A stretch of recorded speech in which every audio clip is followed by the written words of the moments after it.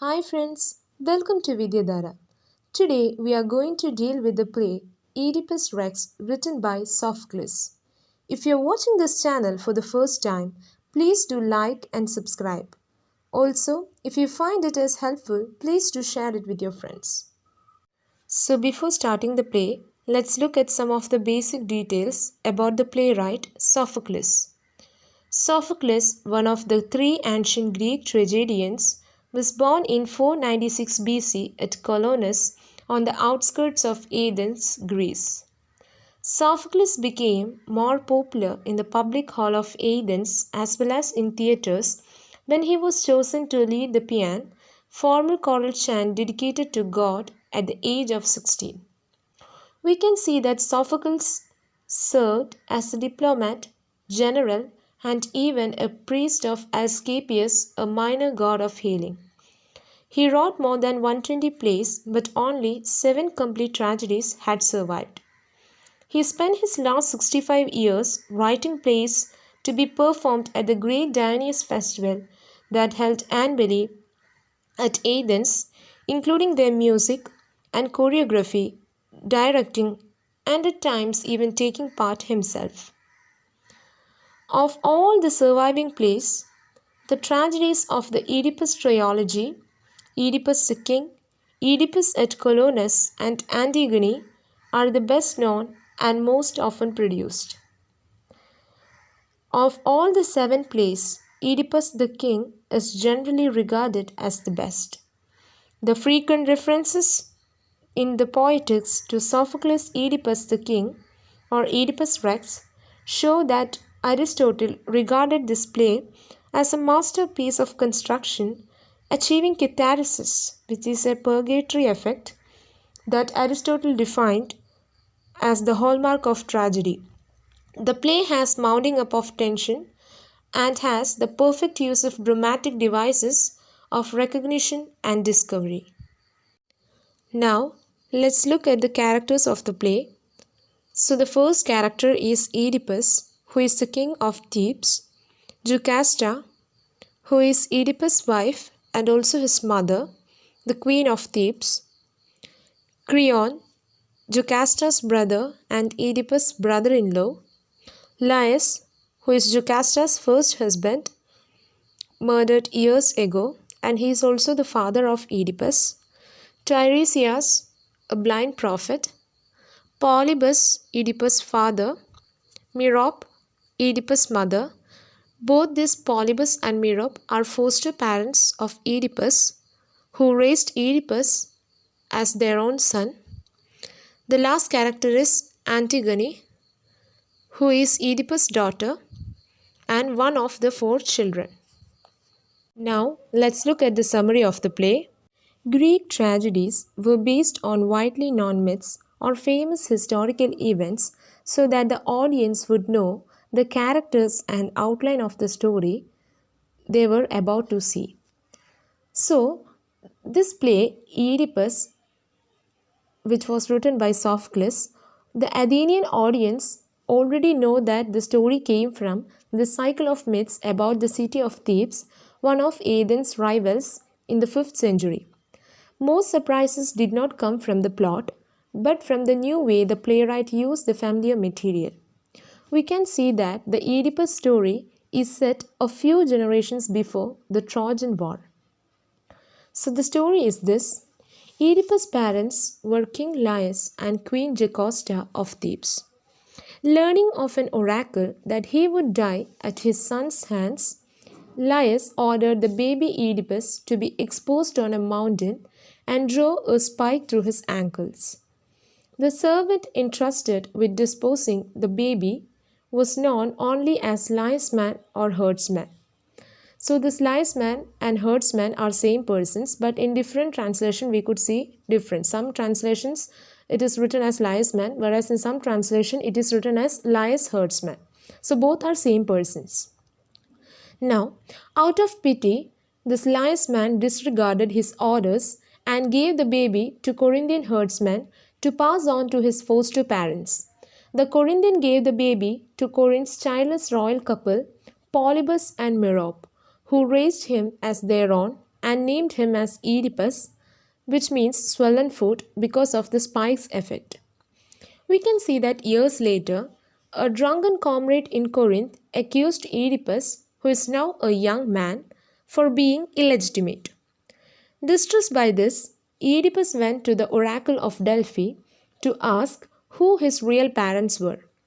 Instead of answering the question, the oracle told Oedipus that he was destined to lie with his mother by producing a horrid brood and to slay his father. Resolving to avoid the fate by never returning to Corinth, Oedipus fled from the oracle. Coming to a crossroad, he turned towards Thebes. Here, he encountered an elderly man with a group of servants. They quarreled over the right of way. When old man swatted him with a god, Oedipus threw himself out of his chariot and killed him and all his servants. In fact, there was one survivor called the Laius man. He is the previous man who is the Laius herdman itself. So he ran back to Thebes with the story that the band of robbers had slaughtered King Laius and the rest of his attendants. The citizens could not investigate the murder because of a monstrous called Sphinx who had appeared in the countryside asking people a riddle and killing them when they failed to answer it incorrectly. So, the riddle which Sphinx asked was that what walks on 4 legs in the morning, 2 legs in the afternoon, and 3 legs in the evening? Men who answered incorrectly were devoured. So, at this juncture, we can see that Oedipus arrives in the city.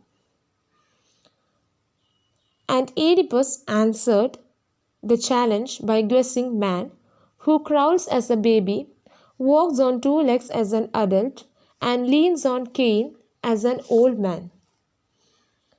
So, Oedipus confronted the Sphinx and answered her riddle, and we can see that she killed herself by throwing on to the cliff.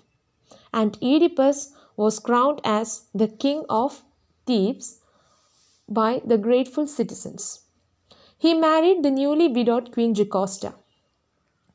Sophocles' plays begin years later. Oedipus and Jocasta are the parents of grown children, 2 sons and 2 daughters. We can see a plague was decimating the city. Oedipus' brother-in-law Creon goes to the Delphi to learn why the gods are angry and is told that the Laius murderer must be punished. Oedipus agrees to investigate the crime. He questioned the old blind seer Tiresias, who suddenly remembers the truth which he has been repressing. He says that I knew these matters well, but I destroyed them. Otherwise, I hadn't come. Tiresias tries to refuse to talk. When Oedipus starts to badger him, Tiresias blurts out that Oedipus himself is the criminal whom he seeks. Oedipus tempers fire. He accuses Tiresias and Creon of using a fake oracle to overthrow him. Later, Creon appears to defend himself, but Oedipus treats himself scornfully too. Then we see that Jocasta emerges from the palace to soothe Oedipus. Learning that the quarrel concerns oracle, she belittles him, telling Oedipus that an oracle once predicted that her former husband would be killed by his son. Instead, she says he was slain by a band of robbers at the crossroads. Her reference to crossroads disturbs Oedipus. He tells her about the journey that brought him from Corinth to a crossroad where he killed an old man who fits to the Laius description. He sends for Laius man, hoping that he will confirm his old story about a band of robbers. While they wait for Laius man, a Corinthian enters with the news for Oedipus. His father, Polybus, has died of old age, and citizens of Corinth want to make Oedipus their king. Jocasta and Oedipus are relieved to hear of Polybus' death because it appears to invalidate the oracle predicting Oedipus would kill him. Oedipus tells the Corinthian that he cannot return because of the other part of the oracle, the prophecy that he would marry his mother. Thinking that this information will come as a relief, the Corinthian informs Oedipus that Polybus and Merope were not his real parents. He knows that Oedipus was adopted because the Corinthian is none other than the former shepherd who gave the baby Oedipus to this childless royal couple, Polybus and Merope. He is, however, unable to tell Oedipus who his real parents are. Only a servant called Laius Man would know that. During these revelations, Jocasta leaves the stage. Then we see that the Laius Man finally arrives. Oedipus demands to know who his parents are and threatens him with violence if he refuses to talk. Laius Man reluctantly tells him. Oedipus rushes into the palace, calling for a sword and demanding to see the queen. In an inner room, he finds that she has hanged herself. He removes the brooches from her gown and jabs out his eyes. In the final appearance on the stage, he says that he should now be sent to exile, although Creon tells him to stay in the palace for the time being. At final and towards the end, we can see that Oedipus exits with the help of his daughters. So, this is all about the summary of the chapter, and some of the major themes of the play are fate versus free will, guilt and shame, sight versus blindness, finding out truth, action versus reflection, and some of the symbols are triple crossroads and swollen foot. I have only mentioned the points in this video, and if you want to have a further explanation of these points, please do refer to lecture notes. And towards the end of the video, I have added 2 more critical comments. I hope it would be helpful for you to write your essay questions and paragraph questions. So that's all about Oedipus the King, written by Sophocles.